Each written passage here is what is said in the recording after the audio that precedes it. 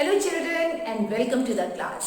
मैंने आपसे पिछली वीडियो में एक सवाल पूछा था, वो ये कि अगर वॉशिंग मशीन में कपड़ों को ड्रायर में घुमाया जाता है तो वो सूख जाते हैं, तो उनमें कौन से दो अवयव ऐसे हैं जो अलग हो जाते हैं। मुझे बहुत सारे आपके सही जवाब मिले मेरे कमेंट सेक्शन में, और वो सही जवाब था जब ड्रायर में कपड़ों को घुमाया जाता है तो जल उसमें से सेपरेट हो जाता है कपड़े में से, यानी कि वो दो अवयव हमें मिलते हैं, जल और सूखे हुए कपड़े। अब बच्चों, आज हम ये जानेंगे कि पृथक्करण की आवश्यकता क्यों है, हम पृथक्करण करते क्यों हैं।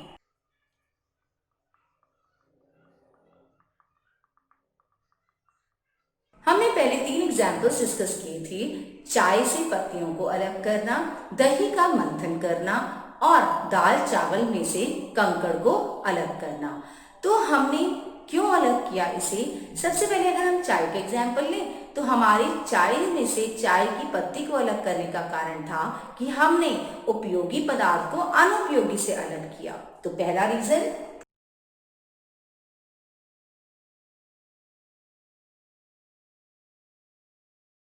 दूसरा, दाल चावल में से अगर हम कंकड़ अलग कर रहे हैं तो हम क्या कर रहे हैं, हम अशुद्धियों को अलग कर रहे हैं। तो इसका मतलब पृथक्करण करने का एक रीजन है अशुद्धियों को पृथक करना, यानी कि अलग करना।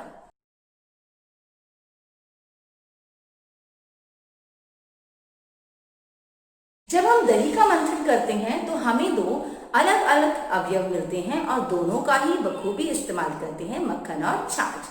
इसका मतलब यहाँ पर हमारा पृथक्करण करने का रीजन ये दोनों नहीं है, यहाँ पर हमारा पृथक्करण करने का रीजन है किसी मिश्रण से दो या दो से अधिक उपयोगी अवयवों को अलग करना।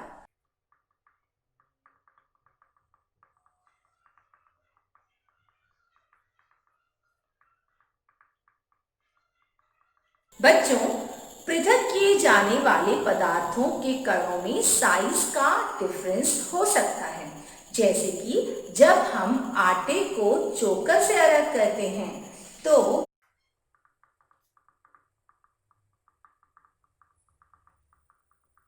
आटे के जो कण हैं उनका साइज कम होता है,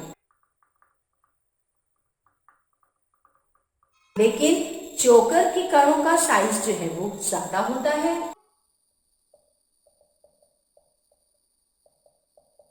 इसलिए जब हम आटे को छानते हैं तो चोकर ऊपर रह जाता है और आटे के कण बारीक होने के कारण नीचे चले जाते हैं। इसी तरह से ऐसा भी हो सकता है कि उन पदार्थों में अवस्था का अंतर हो, जैसे कि